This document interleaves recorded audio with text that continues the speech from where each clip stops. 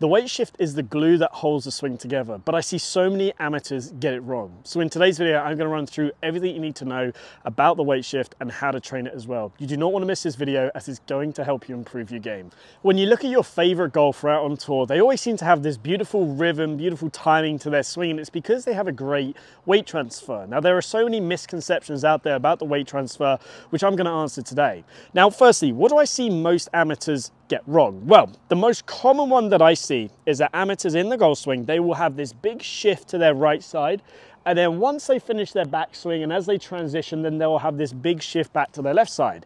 So essentially we can simplify that down to everything in the backswing is going away, everything in the downswing is going towards the target. Now the issue with this isn't what happens, and we're going to get into that later in this video. Now the other big issue that I see is that amateurs actually, they get so scared to shift their weight. So the next one that I see is this sort of frozen position, and then it just becomes all arms and no body. Again, this is going to lack a lot of speed, is going to make it very difficult to be consistent. And the final one that I see is a lot of amateurs, they actually just sort of collapse onto their left leg. And again, this is going to be very, very difficult to produce a consistent motion. So in today's video, I'm going to answer three main questions. The first one is, how do we start the swing? The second one is, when do we start to shift back towards the target? And the third one is, how can we feel this and how can we train this? Everything that I'm going to go through today has been backed up by our research in biomechanics. Let's get into the first question, which is, how do we start the golf swing? Now, like I said, so many golfers, they either get so frozen over the ball, or they have these very elaborate movement patterns and you see a whole load of crazy things going on, and we're going to solve that today. So with the best players in the world, what do we see? Well, like any other motion, the golf swing is dynamic, it's athletic. We're trying to generate club head speed, we're trying to be accurate, we're trying to do all of these different things. So with that being said, if we use an analogy like throwing a ball, if I pick this ball up and I was to throw the ball down the driving range, you would see from this starting position here, I would shift into my right leg. Well, this is exactly what happens in the golf swing. If I set up to this ball right here, you will see a lot of golfers, a lot of the best players in the world, they will have this little shift into their right side, into their trail side. Now what this shift is doing is it's starting the swing with some momentum. Now straight away a lot of golfers are going to go, well, hold on a second, that's swaying, that's laterally sliding, but that's not the case. Swaying is where at the top of the golf swing, if we have excessive movement towards the later part of the backswing, that is classed as swaying, especially when the pelvis outraces the upper body in the backswing. We see sort of this awkward shape at the top. Now, how much does the pelvis shift? Well, firstly, it depends on the club you're using. If you're using something like a wedge, it's not going to shift that much. But if you're using something like a driver, where you're trying to really generate some force, the pelvis and the upper body is going to have a little bit more of a prominent shift to the right foot.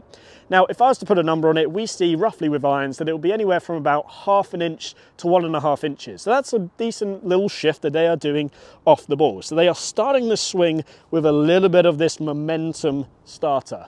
Now, how can we feel this? Well, one of the key things for feeling this is the pressure in our feet. So what we will find is a lot of players, when they start the swing, they will sort of spike their lead foot. So what they are doing is they are essentially a little bit heavier in their lead foot, and then they go and lighten their lead foot. So we're talking about pressures here. If I lighten my lead foot to start my swing and I make my right foot heavier, that has to shift my body slightly off the ball. So that starts our swing with momentum. Now, one of my favorite angles is actually filming from behind. And if you pick up your favorite tour pro, say like a Rory McIlroy, he's very prominent in this movement. You will notice that as he starts back, he pushes out of that lead leg ever so slightly, and now he's got more pressure into that right foot. Again, that has started the swing in a much better position. Now, not only is this going to help you generate a little bit more momentum, it's also going to help you start the club on plane in a much better fashion. If I just turn straight off the bat, you can see how that's going to suck the club inside, versus if I actually just push out of my left leg into my right leg, how I'm putting my energy sort of straight back towards the camera right there. That also produces a takeaway where the club wants to get into a nice position.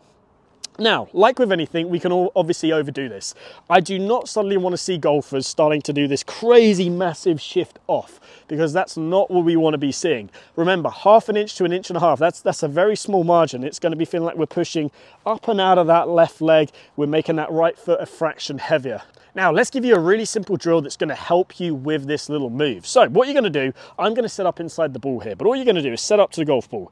Now from here, you're going to pull the club a good couple of feet in front of the ball, and you're just going to raise your trail heel up slightly. If I turn to this view, you can see I've just raised that trail heel up slightly, enough to sort of slide a couple of credit cards or something underneath there. So you're going to go there, lift that heel up. Now, all you're going to do to start the swing is just push that down as you bring the club through, and then as you can see, I've now gently lifted my left heel up. So you're going to go start here, right heel up, push the right down, left come up slightly. And again, this just starts to swing with a little bit of this sort of momentum that we're looking for. Again, that's just going to change the pressures in our feet, and it's going to kickstart our swing with a little bit of momentum, get the club working back on a good plane, and ultimately from there produce more of an athletic motion. Question number 2 is, when do we start to shift back towards the target? So essentially in the golf swing, as we've just done there, we've given ourselves a bit of a kickstart. So we can simplify that down to say, okay, right now everything's moving away from the target. And we see that because the pelvis is starting to move away from the target, 1/2 inch to 1.5 inches. I'm going to keep saying those numbers so you remember them. Now, at some point, we have to change direction. Now, I would say, if I was to ask maybe 100 amateurs, at least 80 to 85% of them would say that we start to change direction at the top of the backswing. Now, this is where the big issue comes from, because the downswing is a very, very quick motion. I think it takes about 0.3 of a second to complete. Now, if we are shifting to our right leg and we're all the way up here, now we've got to shift all the way to our backside in that split second. But here's where the pros have an advantage over you, because we don't actually start to shift back towards the target at the top of the backswing. We start to shift back towards the target after this little bump off around anywhere from shaft parallel to left arm parallel. So what the pros have is they have a head start on shifting back towards the target. So put it this way, if they have already done what we class as recentered by the time they are around shoulder height, maybe the top of their backswing, that means that maybe they only have to shift 5 inches in the downswing. Versus if you, the amateur, you're shifted all the way over here and your pelvis is maybe 3 inches off where it started at address, now you've got to shift 8 inches just to get back to the same spot in a period of time that takes 0.3 of a second. That's hardly anything. So you can see how actually you're making life a lot harder for yourself by not shifting at the right time. So let's get specific. Like I said, once we have that little push off, the right foot is a little bit heavier now. So around sort of shaft parallel to left arm parallel, and again it changes depending on the club that you're using. The longer the club, maybe the later it's going to happen. Different players, they shift different amounts. So anywhere from left arm, shaft parallel to left arm parallel is when we're going to start the process of what we call recentering. And recentering is we are recovering that sort of little bit of displacement that's happened. And again, now we're back in the middle of our feet right here. And potentially even at the top, we'll see some players, they get a little bit more on their left side of the top as they've already started that momentum shifting back to the left. And again, let's use that throwing analogy right there. If I have shifted back to my right foot, that's the takeaway. Now as my arm is going up, I'm starting to push into my left leg. Again, that is the same thing that is going on in the takeaway. We have shifted off. Now as we get to the left arm parallel, we are shifting towards the target as my hands have started to go up, and then we can go all the way through. So here's one of my favorite drills, and I actually got this from AMG Golf. So they are fantastic. Go check them out. They're absolutely awesome. This is one of my favorite drills that I got from them. It's called the touch and go drill. Now, this drill is amazing because it gives you that visual guide and that sort of feeling aspect of what we're trying to achieve here. So if you look at this alignment stick right here, I've got it in at an angle using a basket, any device to hold it. So it's roughly coming up to my hip height.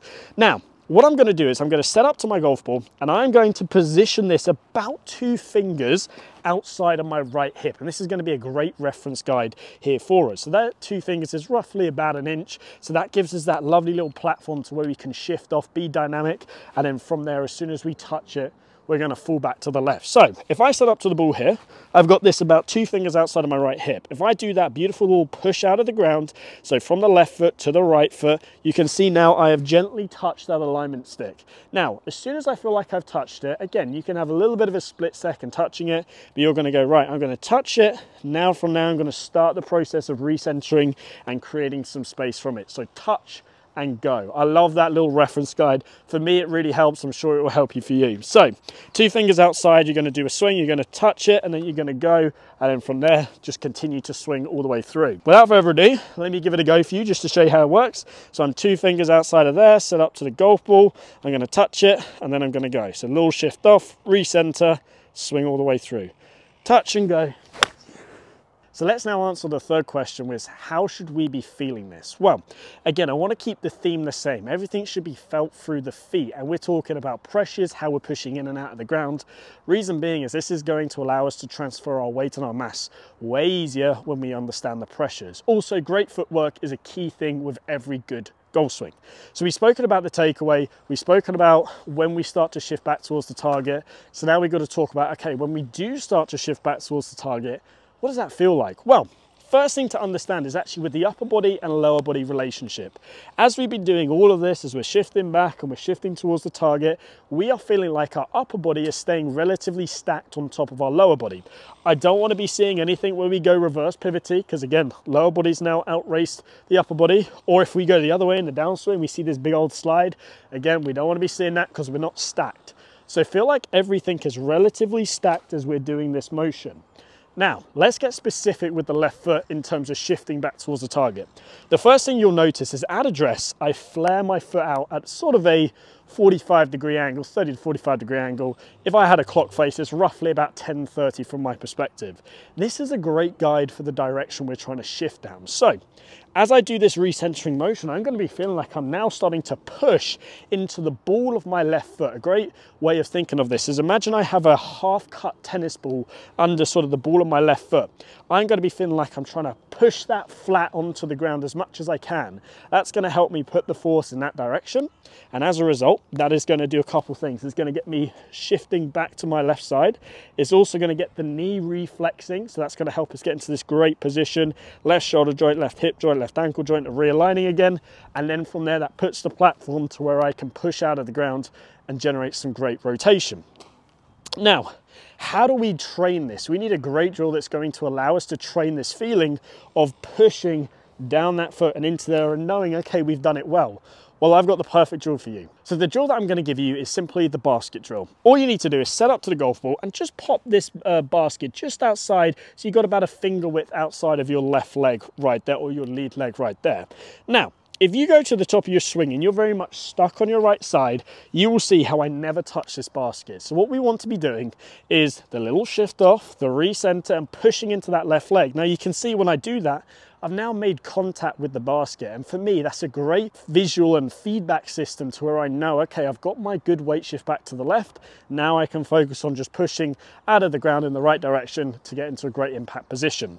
So we're setting up to the ball right here, we're putting that in the right spot, again flaring the foot out. Then from there we're just going to do a couple of rehearsals where we go to the top, we're feeling that little bit of a shift, we're recentering and pushing in. You can see I've touched it and now I can push out. And again, these are exaggerations to start with. I'm really trying to exaggerate it because in the swing we can't exaggerate it as much just because everything's happening super quick. So if I set up to the ball right here, get that in the right spot, perfect. Now I'm going to go in, push into the left foot, try and spike the pressure and touch that basket, see if I can do it right here. So in that good position, to the top. And as you can see, very much touched that basket. I felt a really great weight transfer. Felt like I got great compression on that shot. And as you can see, I just blended all three of those things together. So if I was to summarize this in one sort of statement, is the golf swing is very much a shift, turn, shift, turn. And if you can take that shift, turn into your golf game, I guarantee you're going to see some way better results. If you have enjoyed this video, please give it a like and subscribe, and I hope to see you back here soon.